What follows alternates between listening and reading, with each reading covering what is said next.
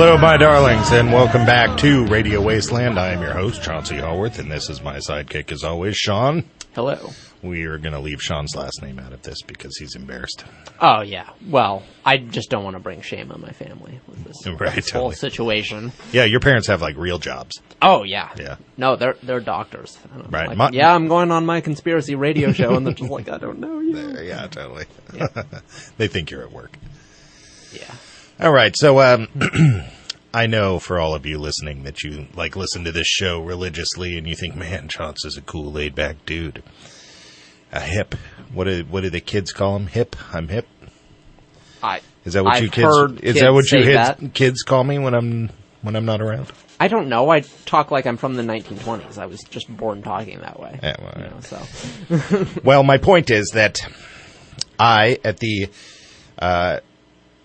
urging of my counselor, I go to a counselor because while I carry myself in this laid-back fashion, I'm actually incredibly high stress on the inside. Sure. And so my counselor has told me to try mindful meditation. Mm-hmm. And I've been talking about this off and on. Couple shows. Yeah, blah, blah, blah. Well, today I meditated for 5 minutes. Well, that's impressive. It was the first time I've ever even tried. That actually is legitimately impressive. Yeah, it's the first time I ever tried. I'm not sure if it takes some of the zing, if the fact that you're meditating to a YouTube video, is that mystically inappropriate? I guess it depends on the video. How it got there, if it magically appeared there, or if somebody uploaded it. It wasn't monetized. There was no ad that came. That's not the point. I just mean if you're, like, trying to meditate to heavy metal or something, that might... No. It's a mindful meditation, which is like a type of guided meditation, apparently, where... Okay. So, guided meditation will, like, tell you, okay, well, you're walking through a field and you feel the grass between your toes. It's like hypnosis. And mindful meditation is guiding you in the same way, but it's really sort of telling you to, like, think about nothing. And it's like, just feel the feeling of your feet. And if any negative thoughts come into your head, just let them go and stuff like that. So it's a little more focused on you and a little less imagination, like you're walking through a field wearing a beaded necklace and a headscarf. Sure. Yeah. Yeah, I kind of suck at meditation. I don't mind admitting on the radio, but... I'd be embarrassed to admit this in some social circles. Oh, well, my parents aren't listening anyway, so they're just sitting there with your yogi going like, our child is so bad at meditation. It brings shame upon us. And they're really taking a beating in this conversation. Right. Totally. But, yeah, no, I have a hard time staying focused for that long. So you've tried? Oh, yeah. Yeah, and I can stay focused for several minutes. And why did you try? Well, I thought it might be interesting. Oh, okay. I was trying to cast magic. Oh. Yeah.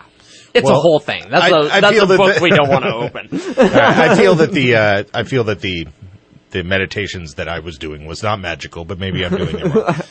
So before we actually run on to our other topic, for those of our listeners that don't know, our show is actually also on Wednesday nights on the Parax Radio Network. That's and right. In the chat room, when it was up there, we were talking about why you weren't there.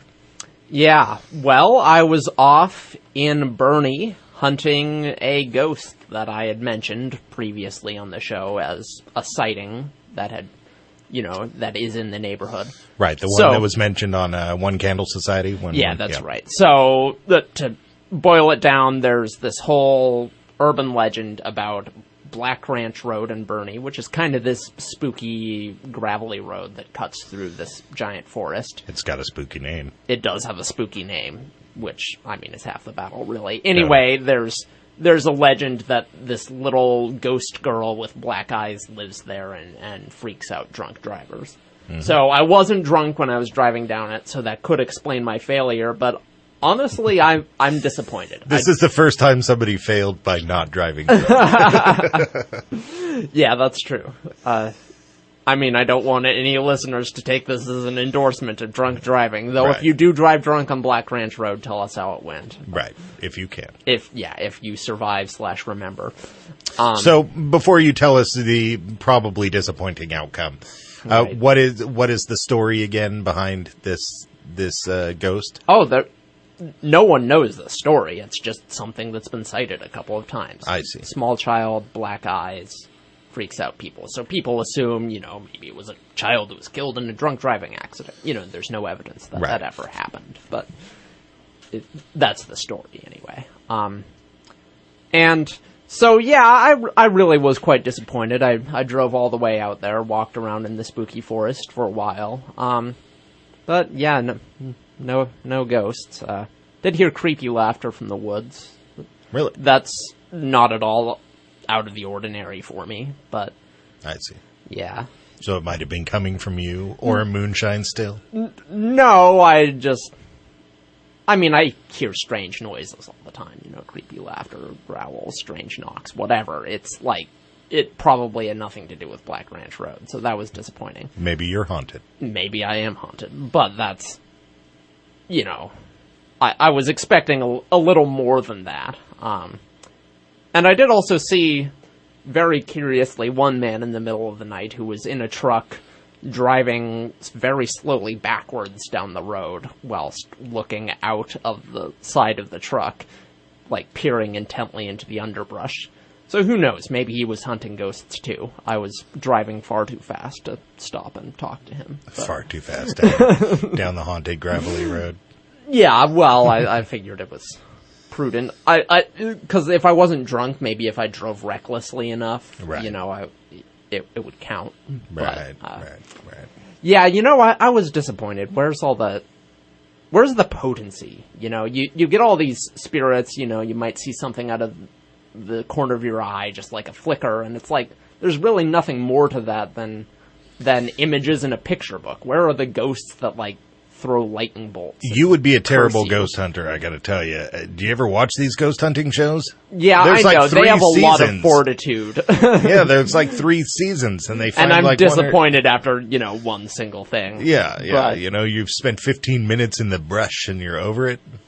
I don't know how they do it, because I felt like an idiot when I was driving back from Black Ranch Road, I have to say. I'm like, well, nothing happened, just like I didn't think there would be anything. Right. All right, well, our guest tonight is Shaman Michael William Denney. Have you done your shaman research? I have done enough research to know that shaman is a pretty broad term. Yeah, I think so too. And from my researching him, he definitely wears a lot of hats. So there's a lot to discuss. Come on back for Radio Wasteland with our guest shaman, Michael William Denney. All right, welcome back to Radio Wasteland and our guest, shaman, Michael William Denney. How's it going, Michael? Great. How are you doing? Not bad. So I guess, our best way to start off these things is to ask you, I assume that you were started off life like the rest of us. How did you get involved with shamanism? Well, as you said earlier, off the beaten shamanism is a very broad term. As a kid, I did the normal religious thing, went to church and all that kind of stuff. I was actually going to be a preacher when I was in my, late teens and all that kind of thing.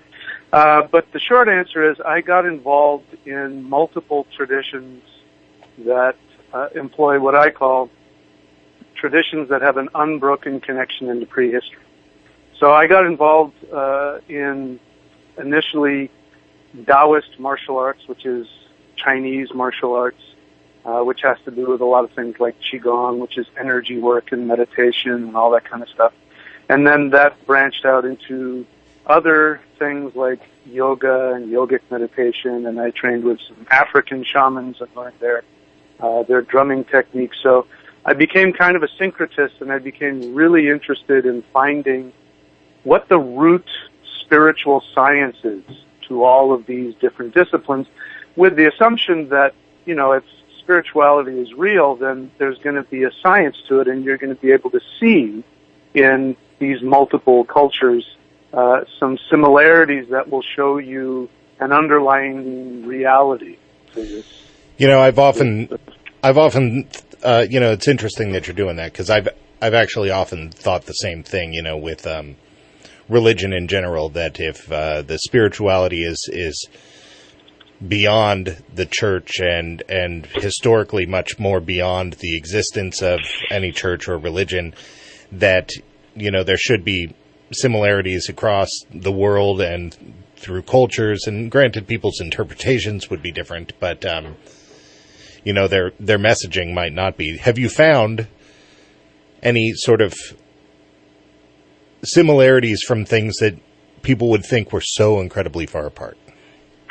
Yeah, I have, actually. In fact, I was just finishing doing a video on this, and this is kind of interesting, but, you know, let's see, what is today? Today is Monday. Tomorrow is Tuesday. Well, Tuesday is named after the god of war, Q.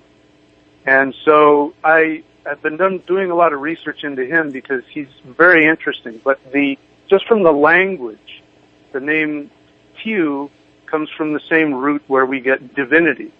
And it's in the name Jupiter, you know, the god of the Romans. It's in the name Zeus, the god of the king of the gods in the Greek tradition.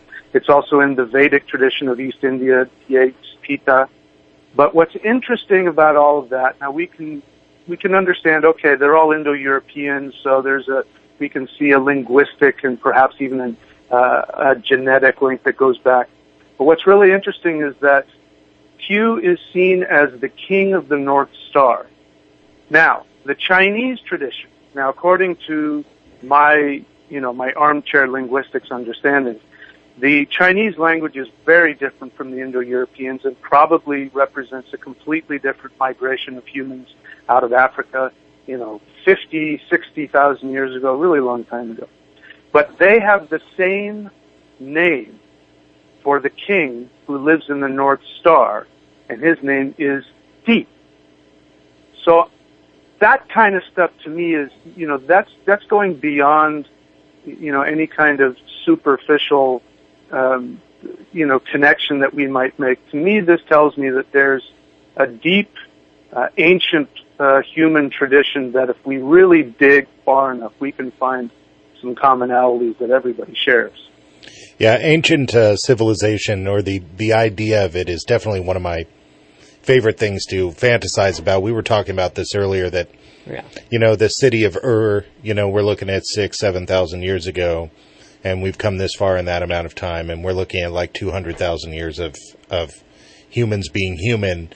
And so that's that amount of time, many times over. And so the likelihood that there weren't other civilizations that drew people together prior to that, I find to be very unlikely. There must have been something, and it's definitely something that's always scratched my imagination.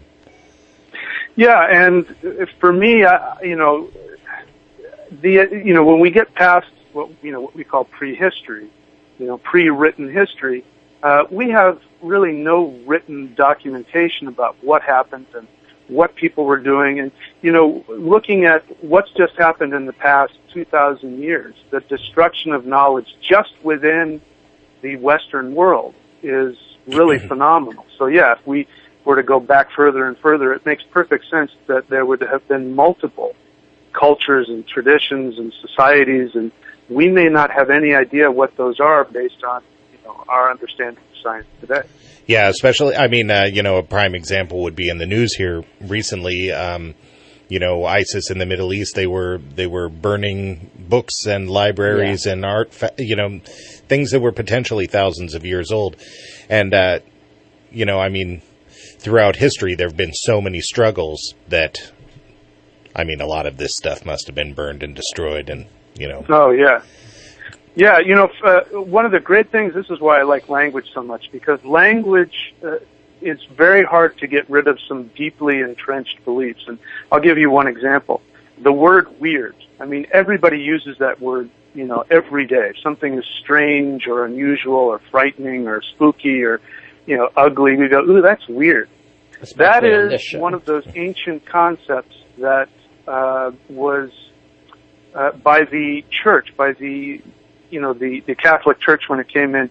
It worked really hard to get rid of a lot of concepts, and one of them was this concept of weird, which was originally spelled W-Y-R-D, and this was the concept of faith. And that idea that we live in this threefold universe, that their understanding of weird, I'll just very briefly get into, was that everything flows from the present moment. And the present moment was called in the Norse Verdandi, which means the ever-unfolding present. Now that was the hub of everything, space-time. In fact, not just time, but space itself was woven into existence by three giantesses who had this name. One was ever-evolving present moment. The past was called origins, and the future was called death. So it's very similar to the East Indian version of karma. But the idea of not just time, not just fate, but actually space itself, matter itself, was woven into existence in the present moment. Every time we think something, we feel something, we make a decision, we take an action, this creates a pattern which goes into the past. Now what's interesting is the past is what creates the future, because that creates a debt that gets thrown into what we experience as the future. We walk into it, but it's actually created in the present moment. Now that's my point of all that, was just to say that when we say weird today, we say it with almost, there's some derision in there, but there's definitely some fear and some spookiness. So when something happens, like we hear a strange sound, we go, ooh, that's weird. But our ancestors would have said that's weird. Not like it's strange, but yeah, it just is what it is. Weird. The weaving of time and space, and this is a law we understand. So the church worked really hard to get rid of that. But that's what I love about language. If you keep digging, you can find some things, and if you dig hard enough and kind of bring those things out and blow on them and polish them, then you find some really powerful information that I think, may have been with us for who knows how many tens of thousands of years. Well, Michael, I didn't really entirely know what to expect from this interview, but I think it's really interesting how you seem to, I was expecting your approach to be much more mystical, yet you have very much of a scientific interest in all of this, and it does convey it in a way that's sort of like this sort of string theory kind of consciousness where everything is tied together and it's not really mystical or science, it's just the way things are. Yeah, I am a shaman, so I do things like shamanic traveling and meditation and all of that. But whenever I have an experience, the first thing I do is I try and verify it in real time, because if you can't do anything with it in real time in your waking consciousness, it's worthless. So I'm not interested in namby-pamby whatever. I really want to have something I can use to make my life better, and the way I got into that is I first started training with these Taoist martial artists, and they were talking about all this crazy stuff that I honestly didn't believe. I had trained in things like karate and wrestling and stuff like that, and so these guys doing all this weird stuff didn't make any sense to me, and I said, well, I'll give them 6 months. And the guy that I was training with was able to do things that I couldn't explain. And then I was able to do things with energy that, you can't really explain. And that's what got me on this process of, I want to be able to find ways to quantify this so that it's not just, mindless, empty mysticism. It has to be worth something. And this, I think, is what shamans originally were. They were the psychologists. They were the herbalists. They were the scientists. They were the philosophers and the storytellers. They were all of these things wrapped into one. And nowadays, modern times, we've gotten so compartmentalized that, mysticism goes off into its own little tiny folder and we don't really connect it to anything else. Right. Okay, well, we are coming up on our first commercial break. You are listening to Radio Wasteland with our guest, Shaman Michael William Denney. Be sure to come on back and check us out. Thanks. All right, welcome back to Radio Wasteland with our guest, Shaman Michael William Denney. Michael, in doing my research that we sort of jokingly refer to as internet stalking you, we've, you have written a lot of books about runes. And we were discussing how runes is kind of an interesting topic because it fits so much into what you were already talking about, because it's one of those things that seems to be prevalent in many, many cultures across the planet. How'd you get started in the interest in runes? Well, when I began researching my own ethnic heritage and wanting to discover what that was about, I won't get into it. I had a lot of experiences with that, which obviously got me deeper into that. This was something that was very important. And, quite frankly, a lot of the books and stuff that were out there were, nobody seemed to really agree. So I, again, being a lover of language, I went and I just looked at it as a pathway to understand language and using the language of our ancestors. And then when I really started wanting to work with runes, because runes were used for things like meditation and chanting and things like that, I actually started doing rune readings, and I started doing rune readings on the phone, and I was doing that for so long that I started getting my own personal interpretations of that, and that's what came up with the books that I have on my website there and on Amazon. So this is, we deal with quite a few guests who deal with, mediumship and Ouija and, several other things. So this question always comes to mind with these things. When you're reading the runes, is the runes a tool to channel what you're getting, or are you getting it from the runes?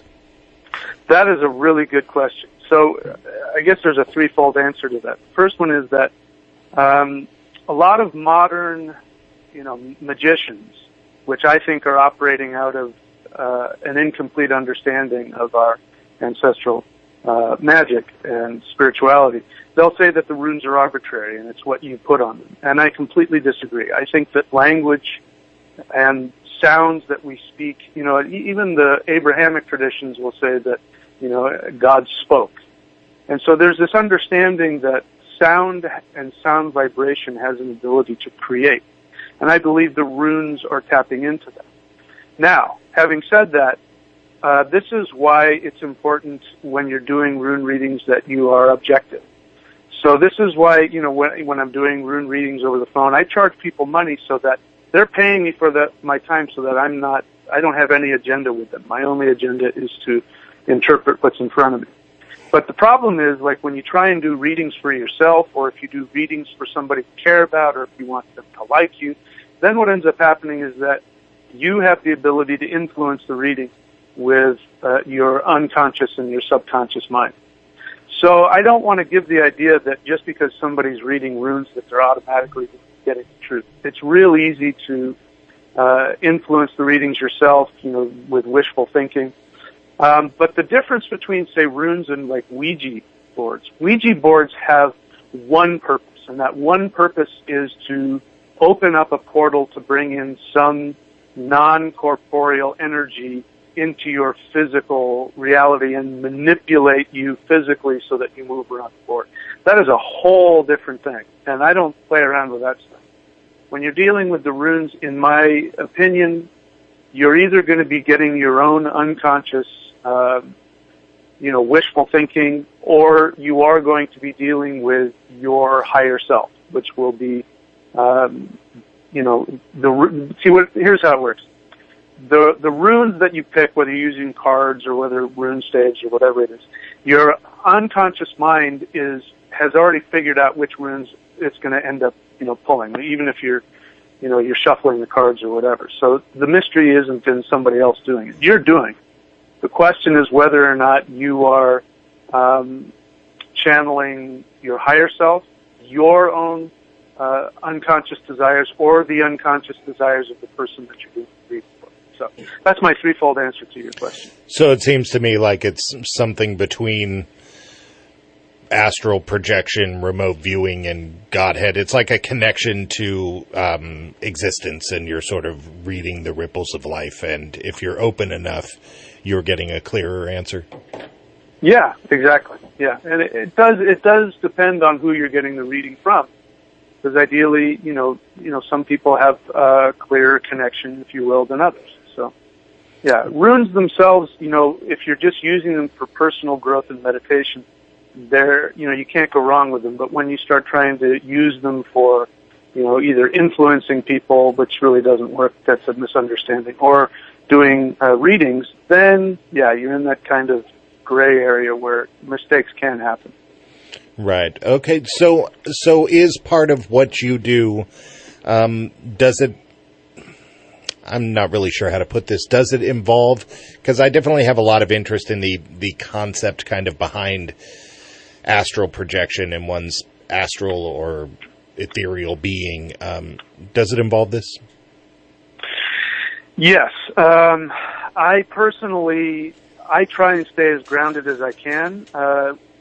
Earlier in my training when I was doing the deep Taoist energy stuff, it was hard for me to stay in my body. And when I was training with the Africans and doing the African drumming, it was hard for me to stay in my body. So I work to stay in my body. Having said that, I find that shamanic journeying is a very effective and very safe way of doing it. But, again, astral projection is sort of like shamanism. It sort of depends on who you're talking to, how they view that. But I definitely am also a big fan of lucid dreaming, which I would put in similar categories. But I do think that it is part of it. But I want to emphasize when I teach people that, I give people a lot of options. You've looked at my stuff. I teach people a lot of different things. And what's important is that people go after what they have an interest in and ability in. And so part of my job is to help them find that. I'm not really trying to make carbon copies of me. So I don't know if I answered your question, but that's my thoughts on that. Yeah. So what you're teaching people, it's not like you're teaching them a religion. You're teaching them tools that will help them with their life and their problems. Exactly. Yeah. Exactly. And so this can cover anything from meditation and divination with the runes to actual martial arts, like you've also studied. Yeah, and meditation, energy work. I also teach people mantra. There's a science behind that. But everybody's different. So I listen to what it is that they want.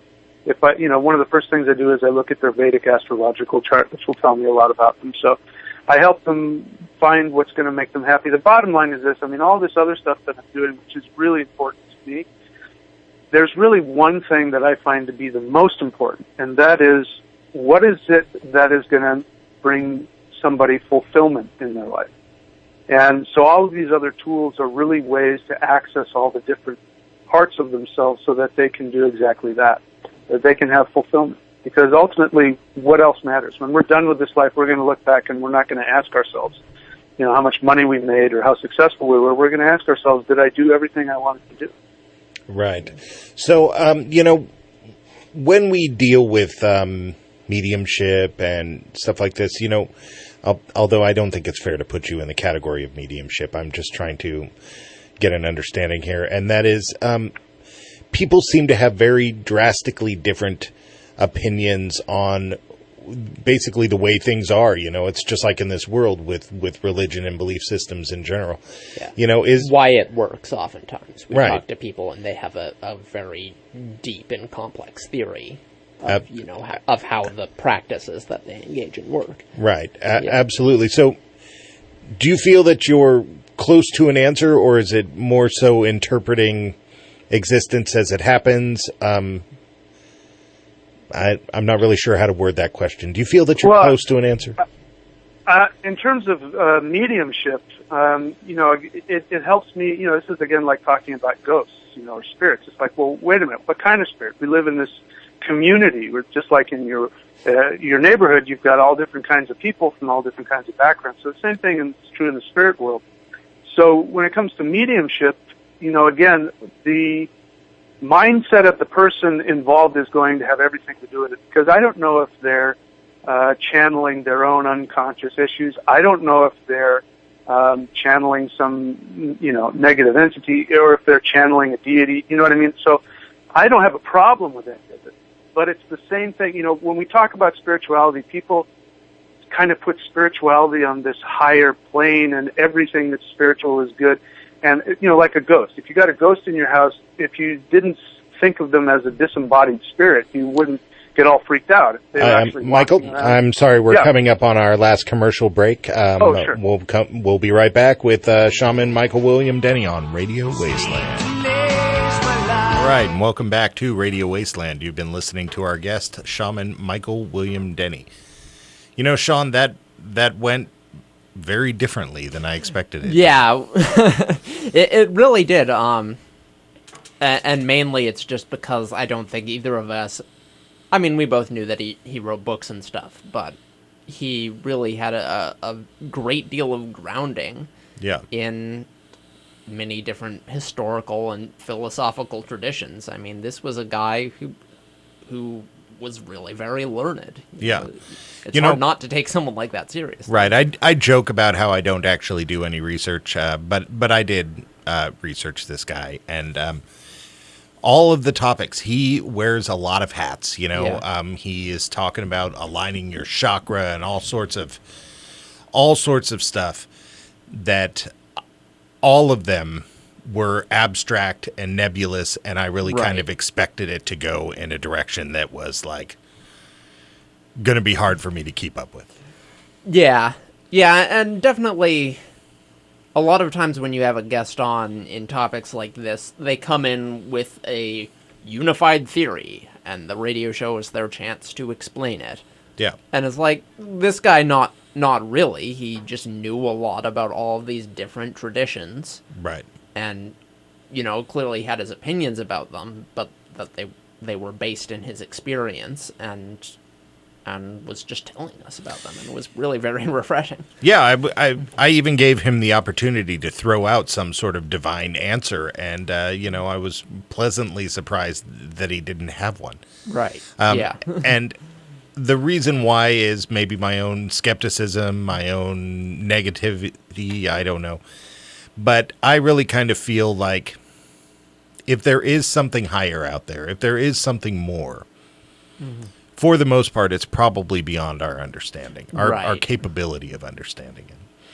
And so we're really just trying to pick up the breadcrumbs and follow along and figure it out. And I really feel like, you know, he was doing a good job of this. And it really kind of fit into some of the things that I've been trying to understand myself, because I do believe that there is something to these things. And, you know, we started out the show talking about my attempting to meditate. Exactly, which ties in very much with a lot of what he was talking about. Right, and even though to me it is not in any way a mystical thing, it is definitely something in a higher thought realm that is definitely beyond my understanding, because when I did it, I definitely felt calmer. They talked me into it, and then here I was, and they started talking me out of it, and, you know, I found myself not really wanting to go out of it, and, like, I'm just all, well, 5 minutes, you know, I did five freaking minutes, you know, and when I went into that, I'm such a high-stress individual. When I went into it, I'm just, oh, man, that's a long time, because they got, like, 20-minute ones, they got, like, 45-minute ones, I'm all, oh, God. So I go in for 5 minutes, and I think I'm not going to be able to maintain this for 5 minutes. I'm going to be all like, I got work to do, you know, and really I was sucked in. I didn't want to leave the relaxation that I was feeling, and the one thing that also very much shocked me is that I don't get much sleep, and I was sort of in this relaxed zone, but I wasn't falling asleep. And I fall asleep at my desk like every day. I literally every day I fall asleep at my desk. But for me to be able to meditate at my desk and not fall asleep, I think there's something to it. Yeah, well, you know, it's a whole different world with all the stuff he was talking about. Like, the mind is, for some reason, capable of a lot of experiences that we don't experience on a daily basis. You know, whether it's vestigial or what. There's just a lot of places you can go in your brain that aren't commonplace. There's a lot of things you can do with it if you train with it. And, I mean, meditation is certainly one. You can get into frames of mind that you'd never have any reason to be in during your ordinary day. Yeah, and another thing that tied me into a better understanding of this was his interest in martial arts, because I have seen people do things with martial arts that really sort of was quite amazing, you know, and you think this takes some sort of level of concentration that's far beyond what I'm capable of doing, you know, even just down to breaking 14 concrete bricks with one's hand, something we've all seen, you know. I saw some show was talking about, you know, real life ninjas or something, and they had this guy, and so they had these 4x4 wooden blocks on top of hinges, and these hinges were pointing the blocks straight up at varying lengths all the way up to like 15 feet. And this guy got a running start, and if you were to tap one, it'd fall over. And this guy got a running start and jumped from block to block on hinges until he got all the way up to the top 15 feet up and balanced on it. Wow. You know, the fact that somebody is capable of doing that, and it's not muscle memory. They set this up for him. And, I mean, it might be muscle memory, the ability to do it, but sure, this was not like a course that he built. They built it for him, you know, and it really is quite amazing. And so I was pleasantly surprised by our guest. Not that I wouldn't have enjoyed the conversation had it gone in a more mystical direction. You know, I'm interested in that as well. I mean, there was plenty of mysticism there, of course. Right, I mean, right. He's a shaman, obviously. Yeah, you know, I don't believe in magic or anything, even though I practice it regularly. But, I mean, ironically. Well, you practice it ironically? Yes, Hey, look, guys, I'm doing magic. I practice magic ironically. No, not really. Anyway. Well, I mean, I don't know. This poses the question, why? I mean, do you want to believe? Do you want to know something from it? Yeah. I mean, that's really it. And it's more... I think, like, I'm skeptical 20 out of the 24 hours of a day, maybe. Right. And then the rest of the 4 hours I'm believing in leprechauns and stuff. The witching hour. You know, pretty much. Right. Like, it's just... There are two me's, I guess. Have you ever cast a love spell on me or Jared? I'm not going to say which. Oh. Oh my goodness. Okay. No, have you ever tried casting a spell on somebody? Have you ever seen a result from trying to do something? Okay. Well, yeah, but to be fair, okay, so have I put you on the spot? I mean, it just may get a little dark for radio, and I'm probably not going to talk about the specifics. But well, yes, this segment is only going on the internet. That's true. Okay, I have wished people dead who subsequently died. Really? Yeah, but like. I'm doubly shocked. I'm shocked that it worked, and I'm shocked that you're that terrible. I mean, here's the thing, though. Like, at one point or another, I've tried to kill via magic almost everyone I've met, because I'm horrible. Holy crap, have you tried to kill me? What did I do to you? No, not... I mean... Give it time, right? Okay, but... the point is, you know, if 3 of them actually did die, that's, like, not that crazy, right? 3? Wow, okay, this is... That's statistically very high. How old are you? 24. How many 24-year-olds out there know somebody other than their grandparents that have died, much less 3 of them? Okay, one of them just became disabled for life. And you feel better about it. I'm just saying, that's probably, you know, if you include that in as well, that makes it a little more common. I don't know, lots of people know people who have died. That's all right. You're listening to Radio Wasteland. I'm your host, Chauncey Hallworth, and this is my sidekick, Sean. He is a terrible person. We'll be back in a few minutes.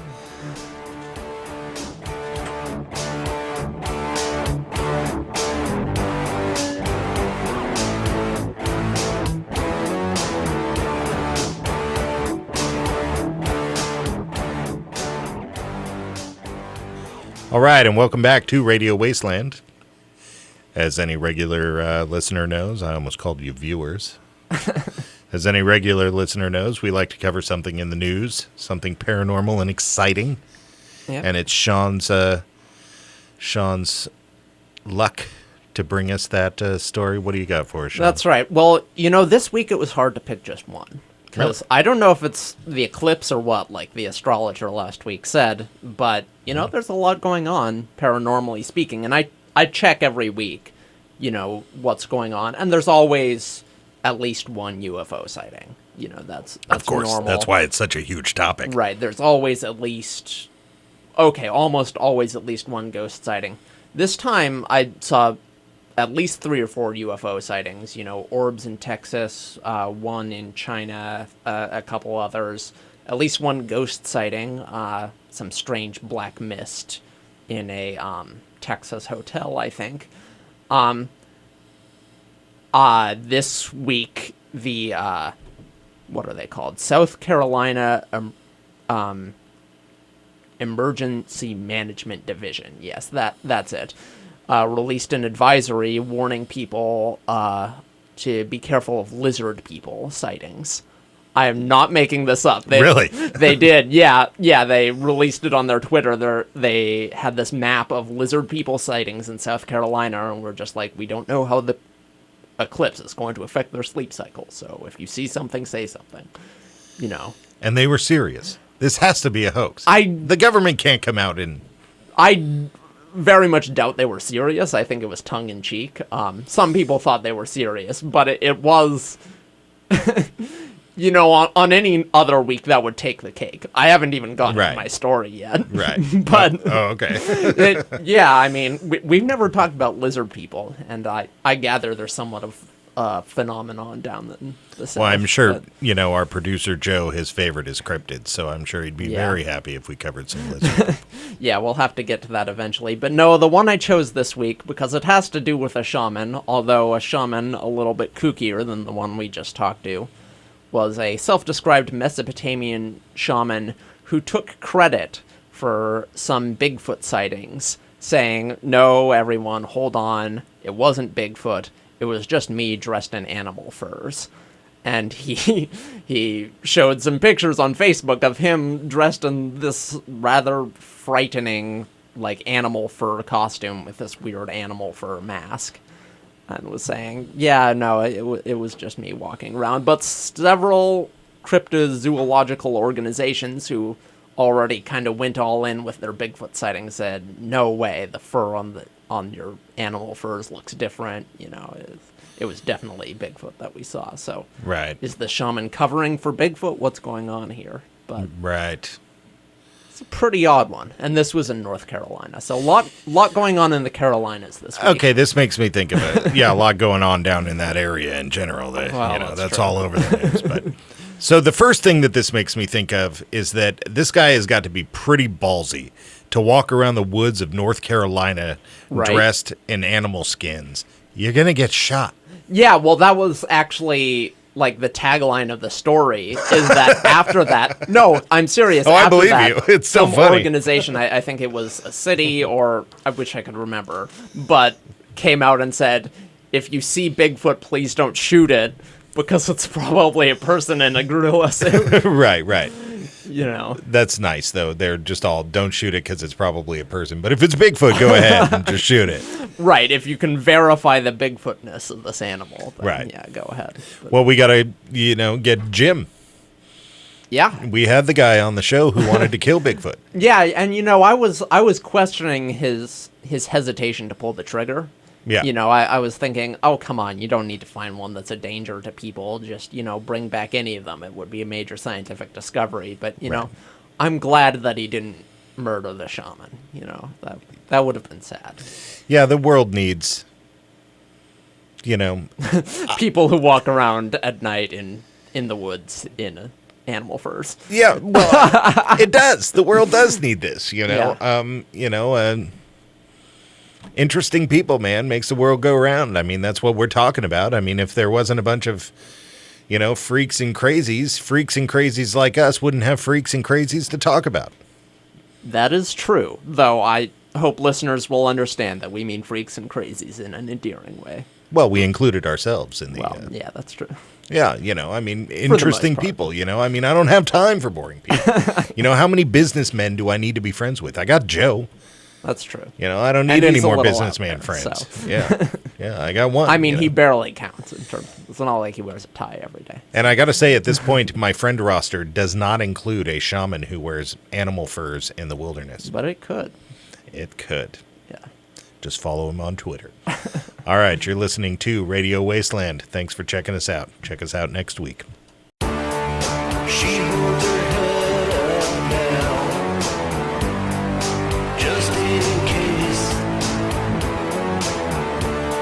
And when she smokes her cigarette, her hand shakes for just a little bit. And when we're talking, there never seems to be anyone.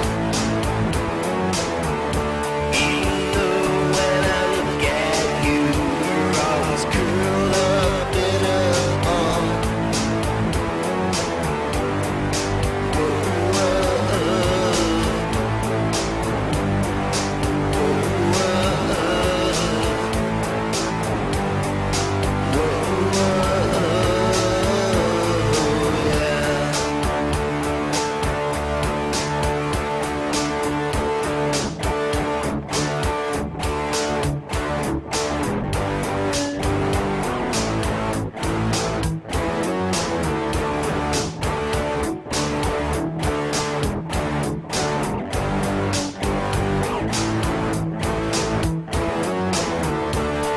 She's got problems now I can never cure. My presence alone won't cut it, that I'm sure. You feel all alone in this world, like all your worth is gone. Staying home is your only option, like you don't belong. Oh yeah, you're still a rock and roll